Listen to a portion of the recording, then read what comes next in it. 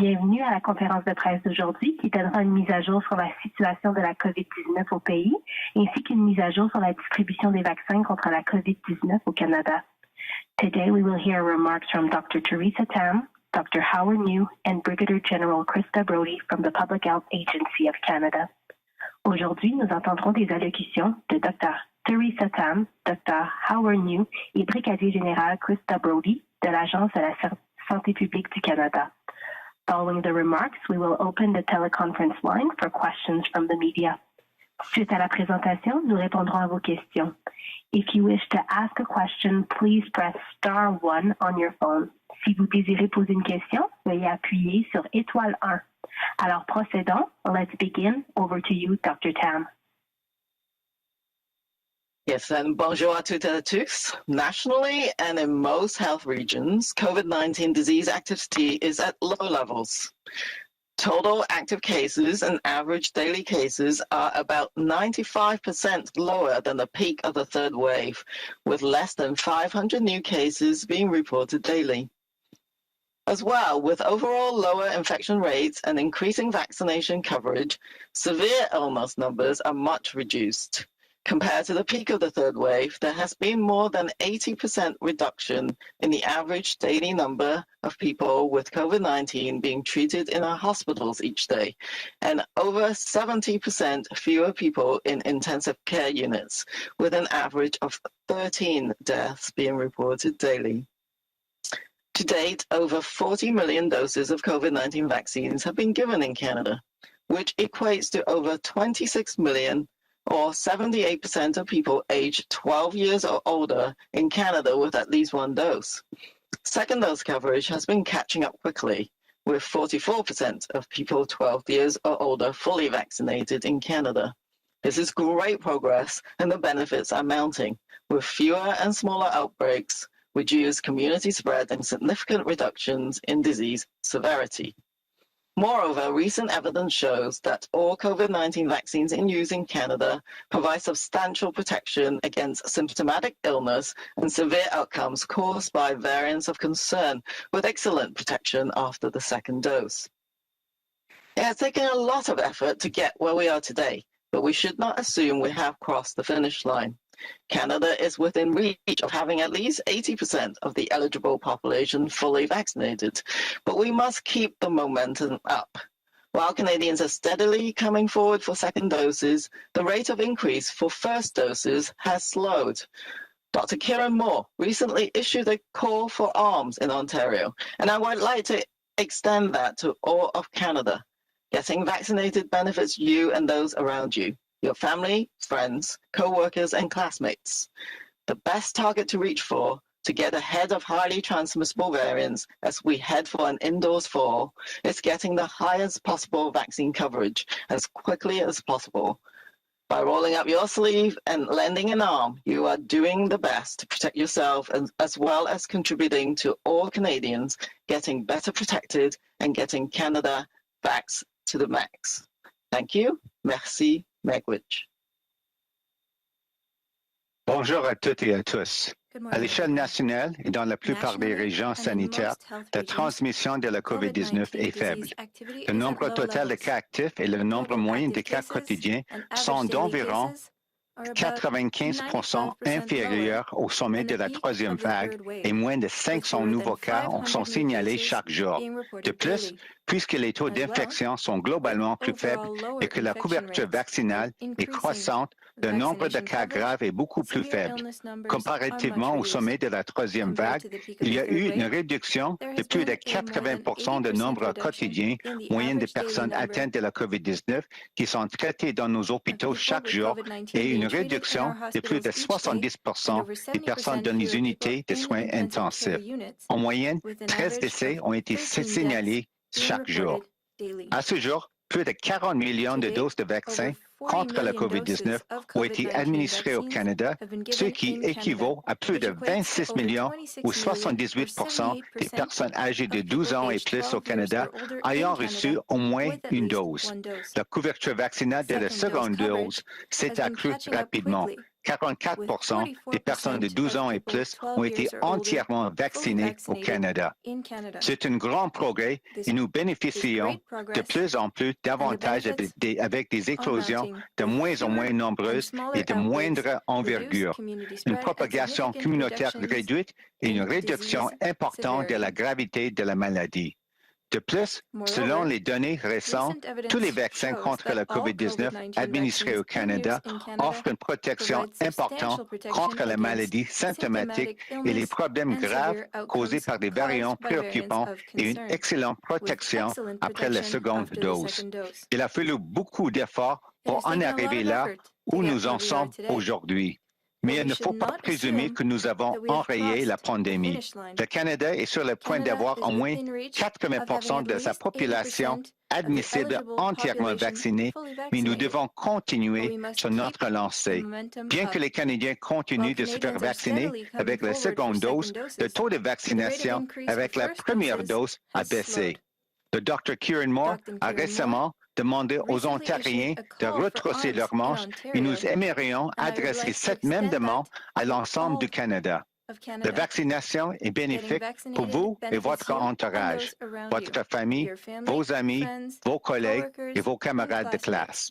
La meilleure cible à atteindre pour dévancer les variants très contagieux alors que l'automne approche et que nous resterons à l'intérieur et d'obtenir la couverture vaccinale le plus étendue possible, le plus rapidement possible. En retroussant votre manche, vous faites ce qu'il faut pour vous protéger et vous contribuez à ce que tous les Canadiens soient mieux protégés et à ce que le Canada atteigne le plus grand nombre de personnes vaccinées possible. Merci. Thank you. Miigwech. To date, we have brought in close to 55 million doses of COVID-19 vaccines and have delivered over 50 million of those across Canada. This week, as forecasted, we received 897,000 Pfizer-BioNTech doses. Deliveries to the provinces were completed yesterday. We also received 1.3 million doses of Moderna that are currently being distributed, and we expect a shipment of just over 1.5 million doses of Moderna tomorrow. With large shipments forecasted throughout July, the National Operations Centre has implemented an inventory management approach to ensure that Canada is positioned to appropriately steward the vaccines needed now and going forward. We intend to bring in 100% of the vaccines needed to fully immunize eligible Canadians, allowing provincial allocations to be held in central inventory for use by the provinces at the time and place of their choosing. We will also manage a strategic vaccine supply at the federal level in order to address emerging demands from the provinces in the months ahead. This will ensure we have sufficient stock at hand to counter surges of infections due to variants of concern and to address newly eligible populations. We are currently holding over 2.7 million doses in central inventory on behalf of the provinces and 255,000 doses in Federal Reserve. These numbers are constantly evolving. We are still tracking allocations of Pfizer-BioNTech in July, totaling 9.1 million doses, and we continue to work with Moderna to confirm upcoming delivery schedules for the balance of July's allocation. July is a pivotal month for Canada's vaccine campaign. We will continue to work across teams and with our partners to ensure that Canada has the COVID-19 doses required to maximize vaccination rates across the country. En date d'aujourd'hui, nous avons apporté environ 55 millions de doses et nous avons livré plus de 50 millions à travers le Canada. Cette semaine, comme prévu, nous avons reçu 897 000 doses de Pfizer-BioNTech. Les livraisons aux provinces se sont terminées hier. Nous distribuons présentement 1,3 million de doses de Moderna et nous anticipons une livraison d'environ 1,5 million de doses demain. Comme on prévoit d'importantes livraisons Tout au long du mois de juillet, le Centre national des opérations a mis en place un système de gestion d'inventaire pour que le Canada soit en mesure de gérer les vaccins nécessaires maintenant et à l'avenir. Nous comptons obtenir la quantité de vaccins nécessaires pour immuniser complètement tous les Canadiens et Canadiennes admissibles. Les doses destinées aux provinces seront conservées dans un dépôt central, ce qui permettra aux provinces de les utiliser à l'endroit et au moment qui leur conviennent. Nous allons gérer également un approvisionnement stratégique en vaccins à l'échelle fédérale pour pouvoir répondre à des demandes potentielles des provinces dans les mois à venir. Cela garantira que nous ayons suffisamment de stock à portée de main pour contrer les poussées d'infection dues à des variants préoccupants et pour répondre aux besoins des populations nouvellement admissibles. Nous détenons actuellement plus de 2,7 millions de doses dans un dépôt central au nom des provinces et environ 250 000 doses dans la réserve fédérale. Ces quantités sont appelées à changer. Nous projetons toujours les livraisons de Pfizer-BioNTech pour le mois de juillet, qui totalisent 9,1 millions de doses, et nous continuons de collaborer avec Moderna afin de conformer le calendrier des livraisons des doses restant pour juillet. Juillet est un mois charnière pour la campagne canadienne de vaccination contre la COVID-19. Nous continuerons de travailler avec nos équipes et nos partenaires pour nous assurer que le Canada dispose des doses nécessaires pour maximiser les taux de vaccination à travers le pays. Merci. Miigwech. We will now open the phone line to questions. We ask that you limit yourself to one question and only one follow-up. We will be taking your questions in both official languages. Nous vous demandons de vous limiter à une question et seulement une question suivie. Vous pouvez poser vos questions dans l'une ou l'autre des langues officielles. We will start with the first question. Première question, opérateur.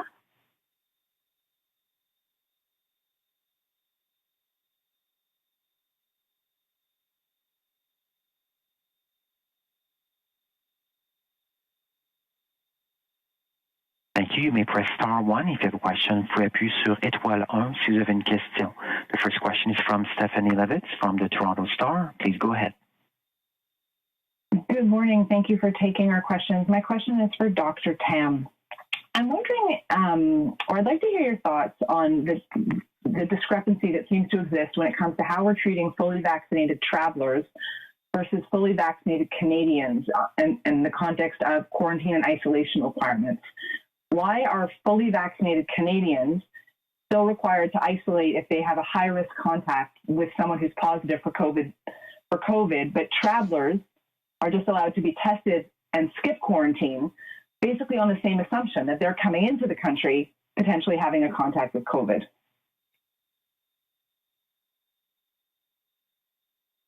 Yes, so the current border stance is, as you said, fully vaccinated travelers who have the right of entry at the moment. So they're not necessarily Canadians, but there are some exempted groups of people.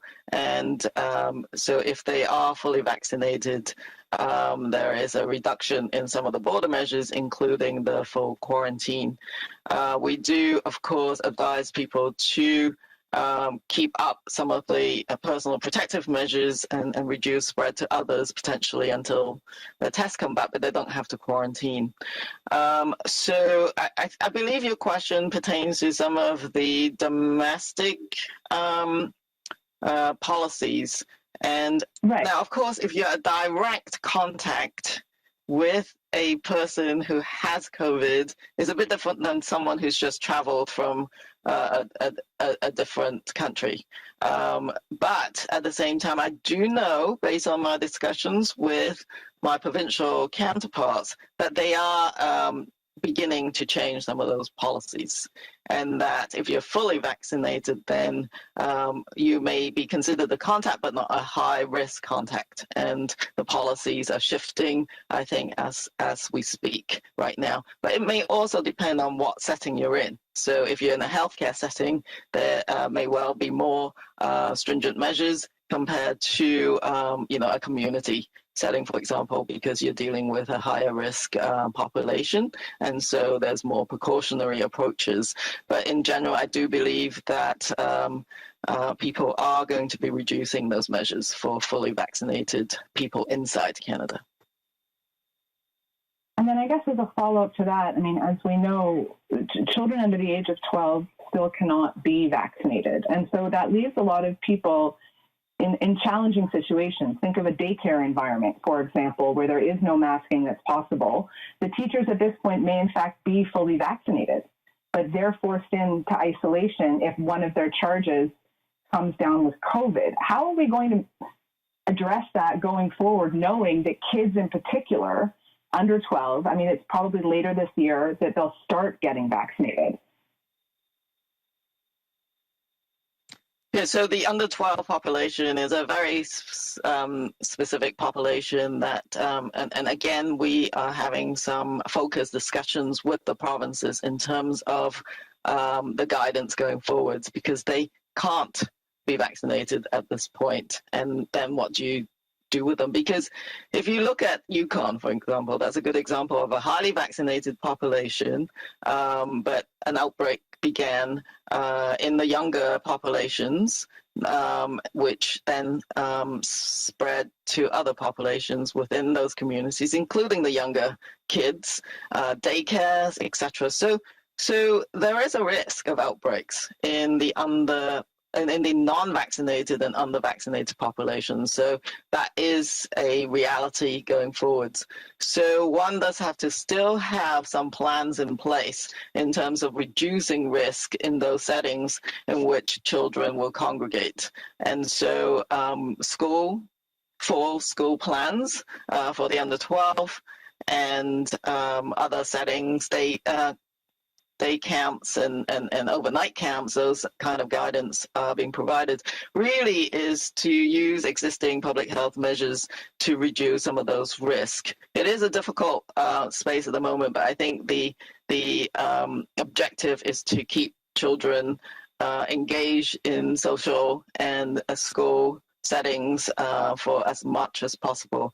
So I do think looking at ventilation, looking at all the other measures which have been working in terms of safety plans is key. But the other thing that really keeps schools open is a low community transmission rate. So by everyone else getting vaccinated and trying to reduce the amount of community transmission, that will keep kids being able to continue to do some of the things that are important to them. Thank you, merci. The next question is from Mia Robson from the Canadian Press. Please go ahead. Yeah, good morning, Dr. Tam. I'm wondering if you could talk to us a little bit about what in Canada we know about the new Lambda variant of interest, if we are testing for it here or screening for it here, if we have found it in Canada, but also when the website is going to be updated so we'll know how many Delta cases we've seen. I noticed the website is still not listing Delta, so we don't know how many current cases there are or known cases of Delta there have been.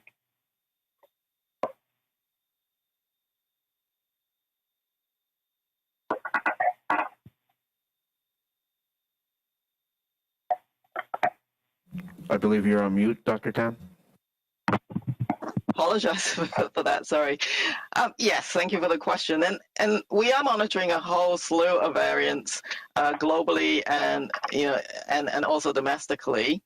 And they can be separated in variants of concern, variants of interest, and other things that are just on the radar that otherwise haven't really got to either of those classifications. So variants of concerns are the ones that we are more, getting national reporting, but we're also now, scoping in our genetic genome sequencing data, from or across Canada, where we can also detect variants of interest. But obviously those take a sort of watch and gather information kind of approach. The Delta variant is the one that we have been keeping track of quite closely, and I do think that as we move forwards, we're discussing with the provinces, are we still just counting every case? Or really what we're talking about is counting general activity levels and the proportion of cases that are due to Delta. So that's why some of those discussions are ongoing. What is the most useful way of tracking them? But just for information to date, we have had, I think now, 4,654 publicly reported Delta variants, but they are different in different parts of the country, and some parts of the country have more of the variants of concern, being proportionately higher for the Delta variant, including parts of Ontario. So those are being tracked across the country. The variants of interest, there are quite a few of those as well.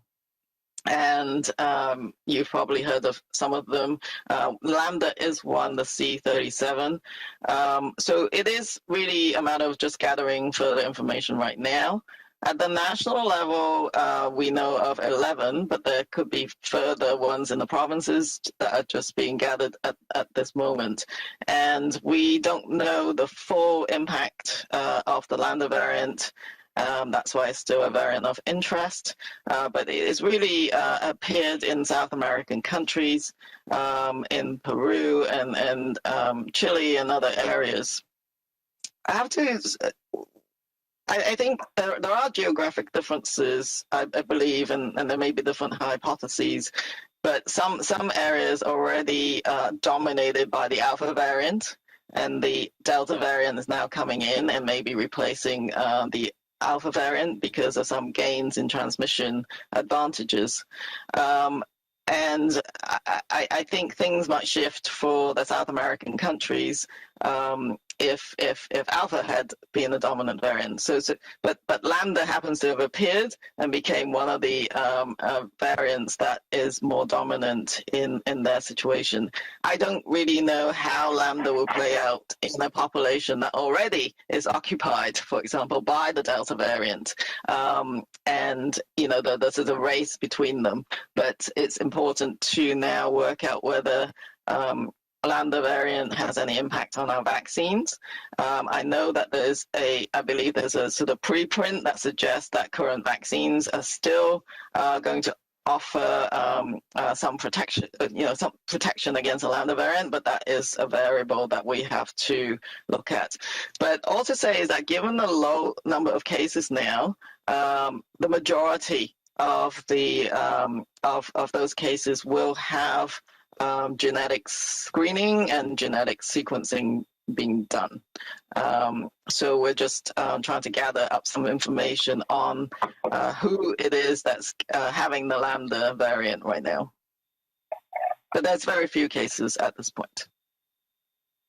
Thank you. And you mentioned in your opening that you're a little concerned about the slowdown in first doses, and it appears that younger people, not teenagers necessarily or youth, but the 20-year-old group and even the 30-year-old group have really slowed down and are not even above that 70% marker yet. How concerned are you, given that we know that that's one of the groups where the COVID-19 virus seems to spread the most quickly? And how concerned are you that maybe they're not getting vaccinated as much, and what is being done to try and encourage and improve those vaccination rates in that population? Yeah, that is a challenge and a gap that has been noted across the country. And in terms of even the first dose in particular for that young adult age group, and they are a group that has more social mixing and also connected to the other higher risk populations as well, who, even with 80% vaccine coverage, are not necessarily entirely protected. And so it is very important to try and get as much vaccines into arms, as it were, for that group. And so I think, Yukon, again, I'm going back to that territory as a example of what could happen as people reopen the social economic spaces, is that, and so it was social events, for example, that occurred that then led to impacts on other groups that then led to some hospitalizations, ICU admissions, and a small number of deaths as well. So that could happen anywhere where there's low vaccine coverage. And so then what can we do about it? I think at the federal level, we're trying to incentivize systems and fund community level ideas, and so that's partly what the federal government can do, and in our communication channels, engaging influencers, social media, leveraging employers, because many of this group have connection with employers and getting the business and other communities to encourage vaccination. You've seen some of them putting out some incentives for getting younger people to get vaccinated. And then the provinces, of course, putting out all sorts of ideas, and from lotteries to, gaming licenses, I think for hunting licenses, and all sorts of things to try and incentivize that community. And Nunavut is doing something different to incentivize their youth. So I do think it is a matter of empowering trusted voices and community leadership, as well as private and public sector collaboration as well. But really, there's no one size fits all. It's possible that, something like travel, international travel, can incentivize people to get vaccinated as well, because not necessarily because you're coming back into Canada, but because other countries are going to be looking at vaccinations as one way of reducing some of their quarantine measures. And so there's lots of things that might be provide an advantage to young people as we move forwards into our sort of recovery pathways. And so I think that there's no simple answer, but that is the population. And on top of that are actually more marginalized populations within that age category as well. Thank you, Dr. Tan. Next question. Thank you, operator. La prochaine question est de Aimé Lemieux, Radio-Canada. La parole est à vous. Oui, bonjour. Ma question est pour le docteur New. On comprend aujourd'hui, parce que vous nous dites que la pandémie est sous contrôle à l'échelle nationale. On ressent très peu de nouvelles contaminations chaque jour et parallèlement, la vaccination aussi va bon train au pays. Mais ce qu'on voit à l'international, c'est qu'il y a des nouvelles flambées des cas dans certains pays. On peut penser au Japon, à l'Indonésie. Il y a des variants, évidemment, qui se multiplient. Est-ce que vous avez des inquiétudes, des craintes particulières au Canada à l'heure actuelle? Oui, mais merci pour la question. C'est Dr. New. Oui, la situation au Canada, c'est pour l'instant, ça va très bien avec les tendances dans les bonnes directions pour la couverture vaccinale, aussi pour le nombre de cas de contamination, les cas dans les hôpitaux et aussi dans les unités de soins intensifs. Mais oui, comme vous avez constaté, on regarde, on suit étroitement la situation dans les autres pays parce qu'on apprend toujours des expériences dans les autres pays. On voit même en Europe, en Israël, les autres pays avec leur expérience, même avec la vaccination, aussi avec leur assouplissement des mesures de santé publique. On voit qu'il faut faire vraiment, comme dire, avec beaucoup de prudence si on commence à assouplir les mesures de santé publique en même temps qu'on continue avec les programmes de vaccination. Donc, je pense qu'ici au Canada, il ne faut pas, comme dire, lâcher, il ne faut pas être, comme dire, être trop, comme dit, c'est quoi le mot, même en anglais, je suis comme trop confiant que oui, c'est fini avec la pandémie. Non, il faut toujours continuer avec la vaccination parce que la couverture vaccinale, c'est vraiment un enjeu important parce que maintenant, on va vraiment atteindre au moins, je pense, un niveau peut-être de 80% de la couverture vaccinale avec les 2 doses. Parce que si on a encore comme des communautés ou des sous-populations pas complètement vaccinées, ça peut être peut-être une étincelle pour les éclosions peut-être à l'avenir, peut-être en automne ou quand tout le monde commence à rentrer à l'intérieur. Donc, c'est quelque chose à suivre, mais aussi avec l'assouplissement des mesures de santé publique. On va regarder aussi avec nos homologues des provinces et territoires qu'est-ce qui va se passer avec les événements, les rassemblements à l'extérieur ou aussi à l'intérieur. C'est quoi l'expérience? Et c'est sûr que si c'est nécessaire, on peut toujours ajuster nos mesures de santé publique à part de continuer avec nos programmes de vaccination. Merci. Oui, et sur le variant Lambda, le nouveau variant qui a été recensé au Pérou, qu'est-ce qu'on sait là-dessus sur sa présence au Canada et quel genre de surveillance vous faites sur ce volet-là?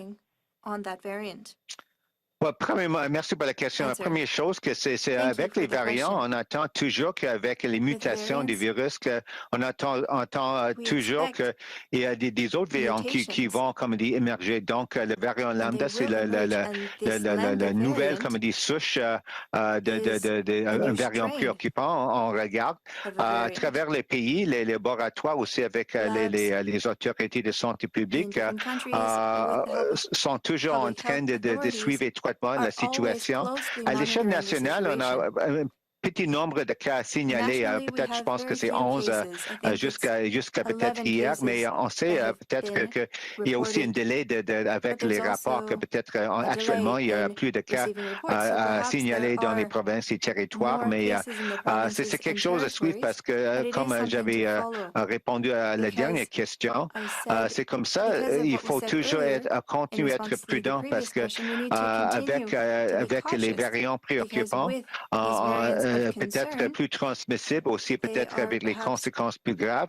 C'est pas le moment d'être, comme dire, trop confiant avec l'assouplissement des mesures de santé publique. Et il faut toujours répéter que c'est très important pour tous les Canadiens et Canadiennes de se faire vacciner, pas seulement avec une première dose, mais aussi avec deuxième dose. Merci, Dr. New. Prochaine question. Next question. The next question is from Glenn McGregor from CTV News. Please go ahead. Thank you. A question for Dr. Tam. A lot of speculation right now that we could be into a federal election campaign in the very near future, possibly as early as August. Election campaigns require lots of travel. We bring a lot of people into contact with each other who wouldn't be doing so otherwise, including big events and rallies. Is it safe to do this right now? And if so, do you think there's special measures that need to be put in place to run an election campaign? Or is there a target of vaccination percentages that should be achieved before we go into a federal election? Thanks for that question. I have no say on the timing of any elections. That they have to follow. Anyone who's doing any campaigns or gatherings have to follow the local public health rules wherever they are doing that. Right now, as you know, provinces have their opening stages. And in Ontario, maybe only allow the gathering of X number of people indoors and X number of people outdoors, and you have to respect those rules. And they are there given their local circumstances and epidemiology to reduce risks. So whatever people are doing on their for election campaigns, that's one thing that they have to remember. We do, obviously, there are guidance provided to how you reduce your risk in terms of wearing masks. If you even if you're vaccinated and you don't know who else is around, that is whether the people that you're encountering are vaccinated or not, then the most prudent precautionary thing to do is wear a mask and make sure that there's some distancing measures and other measures that Canadians now know very well what they might be to reduce their individual risks as well. But I think I encourage all political campaigners and their teams to follow those rules and get vaccinated. Yeah, I want to ask you again about the border. You've had advice, the federal government's had advice since May that the border should be opened up much more than it even is now to people who are singly vaccinated or double vaccinated. And the tourism industry today is calling for the government to introduce some kind of guidelines on how this is going to happen, to tell industry how the reopening will occur. Have you been giving any advice to the federal government on reopening the border? And if so, what is it? And when do you think that can start to happen safely? Well, I think the first stage has begun. So I think that's good news. And I think, obviously, we're looking at, as we give our advice, looking at the data that is even produced at this early stage as to, what is the test positive rate and what are we finding in the actual travelers coming in right now in this very initial precautionary phase. And then that might then help us adjust the next phases moving forwards in terms of what's the testing regime that's appropriate for vaccinated travelers, for example. And our other advice, of course, looks at the vaccination coverage, which is going, I think, pretty well at the moment. We're not, not everyone's had the full vaccine coverage with 2 doses for the vaccines that we have at the moment, but that is going pretty well. So I provide advice on how that trajectory is going, and that's fine. I look at the variants of concern and see if they are being covered by our vaccine, and so far I think the majority of them are pretty well covered, and we have good protection, and the epidemiology is settling down in Canada, or a great trajectory. Our hospitals are not overrun, although in some places ICUs and haven't quite recovered.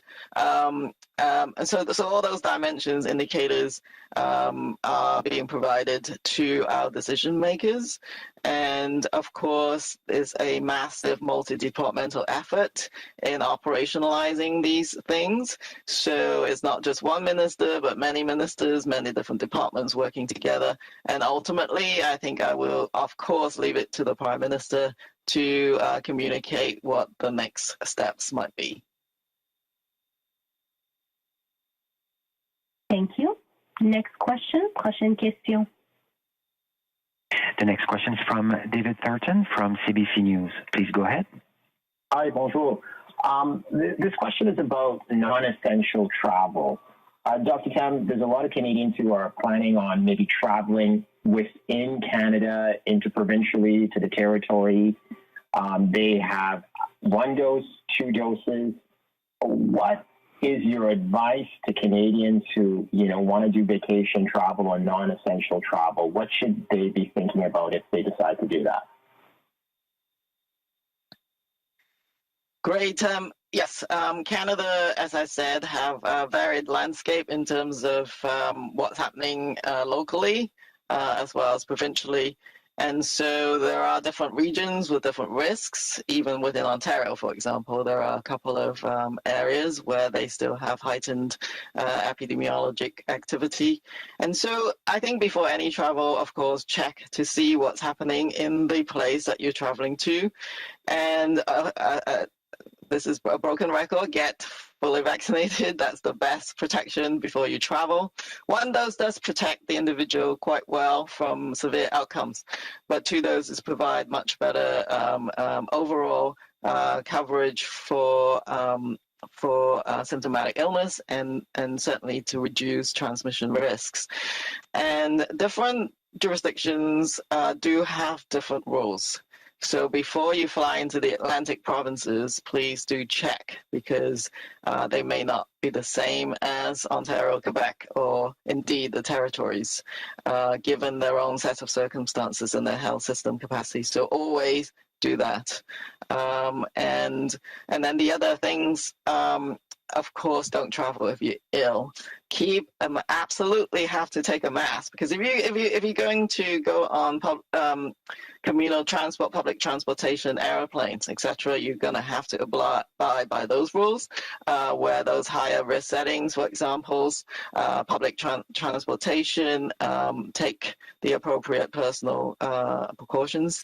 And then we've suggested some personal risk reduction tools that people can sort of look up, and what might you expect to do in terms of life after vaccination? Who are you meeting? If it's your relatives, who are they? Have they been vaccinated? Are they at high risk?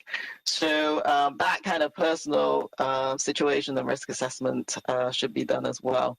But many provinces, as you've seen, have already sort of reopened and relaxed some of their own internal recommendations pertaining to domestic travel.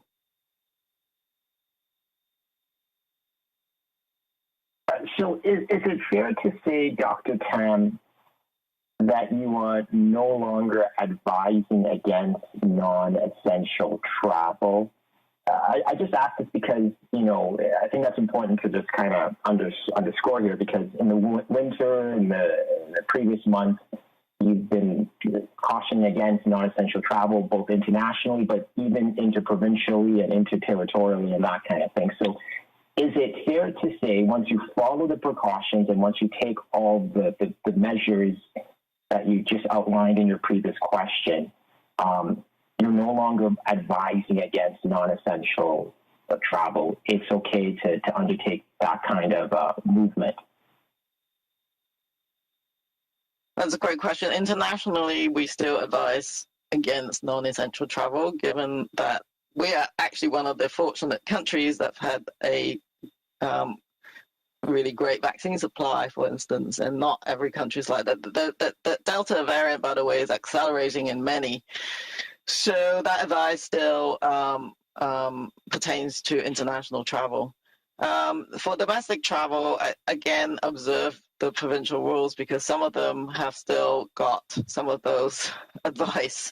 But I do think that if you're a fully vaccinated individual, you can take that risk assessment and decide what you need, what you can tolerate in terms of risk and how to protect yourself. So if you want to go and visit your family member and you've checked out all those contexts and you can do it safely, I do think that summer is a great time to meet people, even on a non-essential basis, outdoors in particular. Thank you, Dr. Tam. Next question. Prochaine question. La prochaine question de Raymond Fillon, TVA. La parole est à vous. Merci.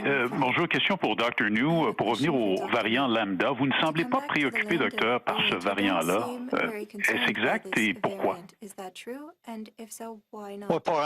Pour l'instant, c'est une variante, je pense qu'on a dit à l'échelle mondiale, une variante d'intérêt. On ne sait pas exactement est-ce que c'est vraiment beaucoup plus important par conséquence pour être plus transmissible, aussi peut-être aussi avec les conséquences plus graves. Donc, c'est quelque chose à suivre.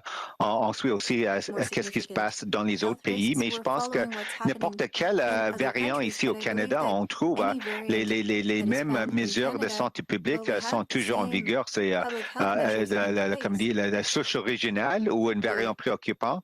C'est toujours la même chose. Le port de masque, la distanciation physique, toutes les bonnes mesures de santé publique à l'échelle de la communauté, mais aussi à l'échelle individuelle. individuelles, c'est des mesures de protection, des couches de protection, je peux dire, à part aussi de la vaccination. Donc, c'est toujours, on répète toujours les deux volets très importants, c'est continuer avec la vaccination pour avoir une bonne couverture vaccinale à travers les pays, dans chaque province et territoire, et aussi continuer avec les mesures de protection individuelle au fur et à mesure, peut-être selon le seuil de tolérance au risque, mais aussi avec les situations épidémiologiques dans la région où vous habitez et toujours suivre les conseils des autorités sanitaires dans votre région. Donc, oui, c'est quelque chose qu'on continue à surveiller, mais pour l'instant, et c'est l'été, on peut pas être toujours, comme dire, inquiète pour tout. Il faut, comme dire, trouver un équilibre. Oui, il faut être toujours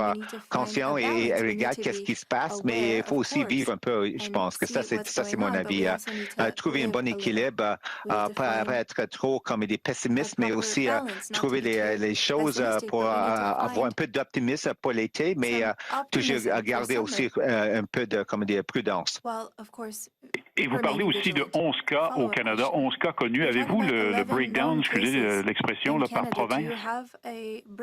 Non, pas vraiment. Et je pense qu'aussi, moi, j'ai appris qu'au Québec, peut-être que les autorités, même au Québec, plus que 11 les cas signalés. Donc, il y a toujours un délai. On est en train de toujours travailler étroitement avec nos homologues des provinces et territoires pour avoir, comment dire, une précision pour les cas de lambda. Mais je pense qu'au fur et à mesure, on va toujours essayer de mettre nos données ici à l'échelle nationale à date. Mais pour l'instant, on dit c'est environ 11. Et je ne suis pas personnellement, comme dire, par province, mais on pourra toujours peut-être faire un suivi après le point de presse.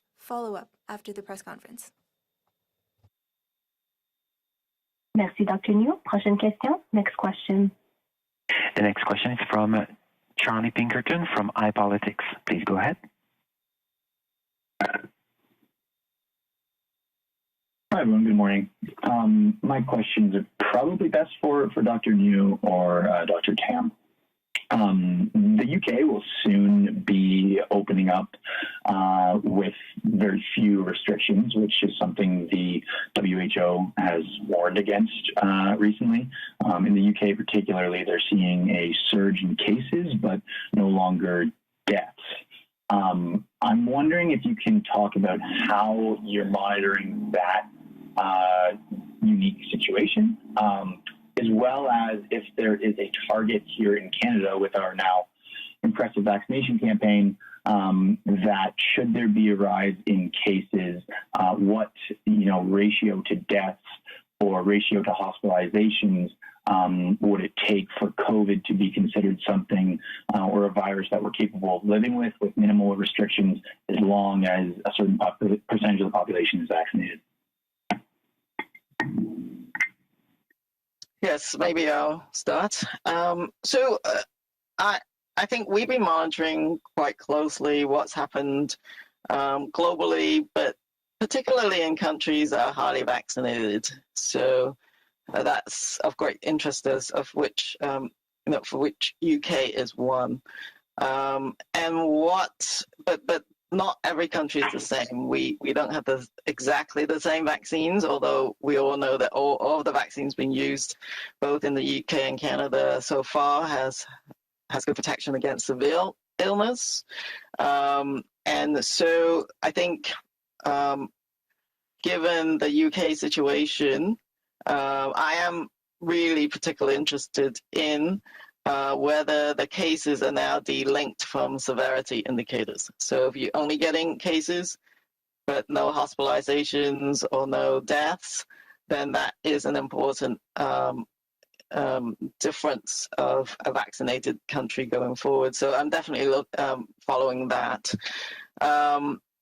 So at the moment, we do know that the Delta variant can cause more severe outcomes. But whether it gains ground in a vaccinated population, I think we're just beginning some of the provincial reopenings. There's always a possibility that the cases will rise again, and then we will have to monitor what the impact is against hospitalizations and deaths. So I'm really hoping that this dissociation between cases and the severity indicators will be something of a reality.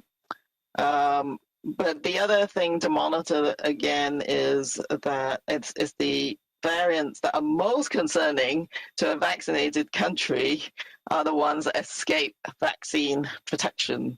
So we do have to constantly be vigilant against that.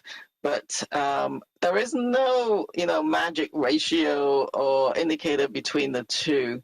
But I think what we should look at is just monitor the trend in the divergence of those indicators and see if that's a positive sign that we can look forward to. Having said that, of course, we also want to continue to monitor what happens to people who've had mild illnesses and even asymptomatic illnesses, and whether they have any sort of longer-term impact, or the so-called post-COVID condition are some of the other factors that goes into some of our policy recommendations as well. But I think if the UK observes that, I'm hoping that we will also see that great protection against severe outcomes as well.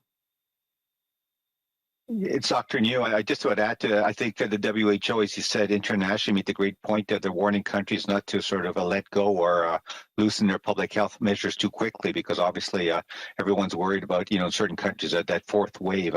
So certainly we're examining what's happening in the UK. But as Dr. Tam mentioned, here in Canada, we're also starting to shift, looking at the great impact that the vaccines have had, where obviously they've reduced severe illness and deaths. Those are the important indicators. And looking at our healthcare system, we certainly don't want to return back to those tough times in certain provinces where the healthcare system was really close to the breaking point, with ICUs being overloaded, healthcare workers exhausted and really in bad shape. So with that, I think we hope to get to place, and I think we're getting there, that with the decrease in number of cases, I don't think we're too worried about the cases per se, but really sort of the severity of the cases, and seeing, as Dr. Simon, if they're delinked in terms of cases versus severe outcomes, and also getting to the point that the public health authorities feel comfortable they can do their tried and true, sort of public health approach of with test, trace, and isolate, the contact tracing and so on, that in many parts of the country really they were unable to do with so many cases happening during sort of the winter season. So I think it's looking good, but we'll continue to monitor the situation and adjust as necessary. And as Dr. Tam said, there's no magic number at this point. I think certainly the wild card, I would say, is the emergence of the variants, and we're certainly always watching to see if there's what we call vaccine escape, or what the impact might be of the variants on overall vaccine effectiveness. Thank you.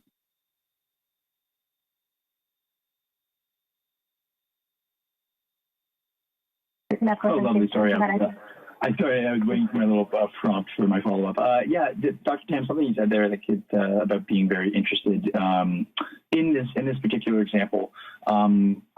Looking ahead, watching that example, how could what is learned from what happened in the UK then help Canada? Because much like has been the case throughout the pandemic, we have been behind some countries, ahead of other countries, being able to learn from each other throughout.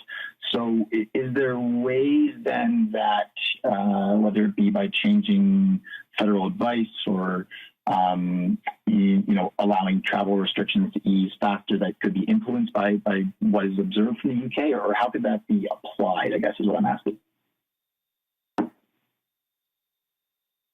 Well, I think if we do see a delinking of case to severity, then, provinces and territories might change some of the policy stance in terms of relaxation or not going backwards. So the other thing is, how fast you put the brakes on is a difficult question. And we've always said early, like before you see the deaths come, put the brakes on. And in the post-vaccine era, that that kind of risk assessment may have to shift. But the other warning, I think, is that we have a heterogeneous landscape in terms of vaccine coverage. And I do think that even if at the national level we see good signs in terms of ICU admissions or hospitalizations or indeed deaths, I do think we're at risk in the under-vaccinated pockets and specific populations to see an increasing disparity, if you like, in those outcomes. And that's what we don't want to see, and that's why more efforts should be done in getting some of the remaining groups vaccinated. Again, you know, I look to somewhere like the Yukon and their experience, and some of the people experiencing more severe outcomes would be in, for example, emergency shelters or other health equity deserving populations who are distrustful of the health system. So I think instead of blanket approaches, we should now be switching to a much more targeted, nuanced approach to how we manage this pandemic. And there may, again, be no one-size-fits-all with the whole of Canada in terms of policy. So I do think that, again, it would then boil down to sort of local level, intelligence as to what's happening in the community. But it might mean less, as you've been pointing out, maybe less blanket sort of travel advisory approaches if we can reach that good spot of having our population very well vaccinated.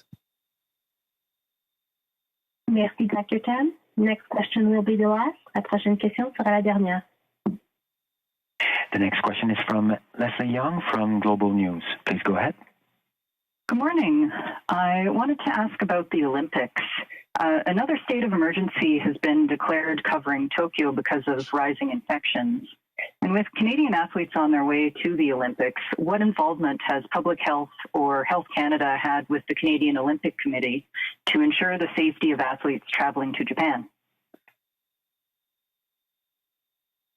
Yes, maybe I'll start and see if Dr. New wants to add anything. Obviously, there is collaboration and public health advice essentially being provided. And it's not just us, it's together with the provinces and territories. Because one of the key efforts is to get the athletes vaccinated before they travel. And so as far as I know, that's been going really well. And so that we expect then the Canadian delegation to have that very good layer of protection. But nothing is completely risk-free, so there are protocols and safety protocols at play within the Olympic fence, if you like, for which the athletes will have to follow the protocols there in Japan for testing, as well as for bubbling and following all the rules to minimize any potential acquisition of infection or indeed passing it on. So I do think some of those protocols are in place, but we do still have to, I think, watch the epidemiologic situation from day to day and have the flexibility to adapt as needed. Yeah, Dr. New, there's not much more to add, just as Dr. Tam said, that certainly in our discussions with the Canadian Olympic Committee in terms of the delegation going to Japan, everyone understood that it's not a zero-risk scenario, that we can mitigate the risk as much as possible by various layers of protection, and obviously vaccination is very important. So all of the athletes, I think, have been or were offered a vaccination to be fully vaccinated before they go over for their events. And certainly we also expect them to follow all of the rules and protocols that local public health authorities in Japan have put in place in terms of, quote, the Olympic bubble. So I think everyone is going in, as they say, with their eyes wide open, recognizing the risks involved. And certainly the epidemiologic situation in the general population, what's happening generally in Japan, obviously, I think is very concerning for the authorities there. obviously with what's been declared with the state of emergency and so on. So I think it's something everyone's keeping an eye on. But for the present time, at least from a public health sort of risk mitigation approach, everything that needs to be done has been done from a Canadian perspective with respect to our delegation going to Japan. Thanks. Thank you. I also wanted to ask about first doses. You touched on young people, but more broadly speaking, who are some of the remaining groups and under-vaccinated populations, and how do you plan to reach them? Yes, so reaching the unvaccinated is every level of government and private, as I said, private, public collaboration needs to be involved. But apart from, for the younger population, we know that they were offered vaccine the sort of most recently. So we do have to take that into account. But now that vaccine's been around for some time, we are getting a bit concerned that that group isn't, offering their arm, as it were. So it's not just the age factor.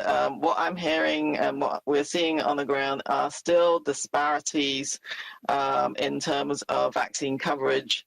For example, certain Indigenous populations, overall, for example, First Nations communities are have done really well with their own leadership, fueling that response. But they're actually very different. There are specific communities that have low vaccine coverage, and that is work with local Indigenous leaders and Indigenous Services Canada to have culturally appropriate responses that are leverage their own leadership. Black Canadians are stepping up in terms of leadership, personal support workers. So in a long-term care setting, the residents might be well vaccinated, but we need to actually support some of the workers in getting vaccinated and increasing trust, answering their questions, etc. So a lot of work has been done. Shelters, we're worried about some of the people experiencing homelessness. So another group that we need to target. So some of what we've been doing is really just trying to support community groups, and so that they are the trusted voices and by the community and the on-the-ground NGOs. Through our various streams of funding. And so the Vaccine Community Innovation Challenge is one of them, and the Immunization Partnership Fund, and you can read about some of the really amazing projects in different languages and using different cultural approaches, behavioral insights, and trust fundamentally to reach those populations. But that's definitely pockets of under vaccination in those groups. I think in incentivizing young people, I have a firm, massive belief in our younger adults. We shouldn't sort of blame them. We should make sure they have access. We should make sure they know all the benefits of getting vaccinated, and not the least of which is be able to continue their work and their social connections. We have been trying to sort of leverage social media influencers and other private sector that are trying different methods to incentivize those groups. And in the end, I think some things like in the fall, I'm concerned about the fall because people will be going inside. There's other respiratory viruses, so it's going to be a more difficult environment. But if you want to go back to university, if you want to, get back to some of those really important interactions, then getting vaccinated is really, really key. And I'm hoping that all of those reasons will help that group to get vaccinated. Yeah, it's Dr. Maybe just to add to what Dr. Tam said, certainly for certain vulnerable populations like Indigenous peoples, there are other barriers in terms of, be it trust, accessibility, and certainly we need to work at that. But I think the point that's been raised about, quote, younger people in general, I agree with Dr. Tam. It's not about blaming and shaming. It's about finding ways to hit them where they are in terms of what they're looking for. And as with other communities, I think trusted leaders are recognizing what are the social groups or settings in which these, let's say, certain young people are very engaged in, and hopefully having trusted voices in that community. For example, I'll just pick an example. My own kids, as gamers, right? There's a whole gaming community. Maybe reaching out with even further efforts in terms of that community and trusted voices and leaders, and maybe sort of the key players in that particular sector. That's one way to reach. I think those various segments of the demographics, the younger population, and so on, that we hope to give the right messages so that they understand and appreciate why it's important to get vaccinated, not just for themselves, but also for their family and friends. Thank you. Today's technical briefing, c'est ce qui met fin au briefage technique d'aujourd'hui. Si vous avez des questions additionnelles, veuillez communiquer avec le Bureau des relations médias de l'Agence de la santé publique du Canada.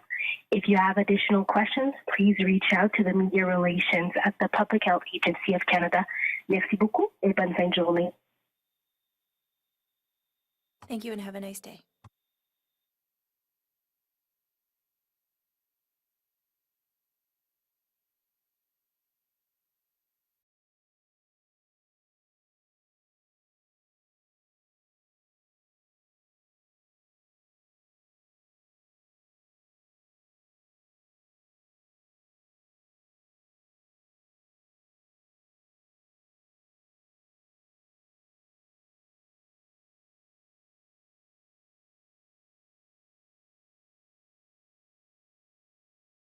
Daily cases are about 95% lower than the peak of the third wave, with less than 500 new cases being reported daily. Vaccination coverage, severe illness numbers are much reduced. Compared to the peak of the third wave, there has been more than 80% reduction in the average daily number, 44% of people 12 years or older fully vaccinated in Canada. This is great progress, and the benefits are mounting. With fewer and smaller outbreaks, Canada provides substantial protection against symptoms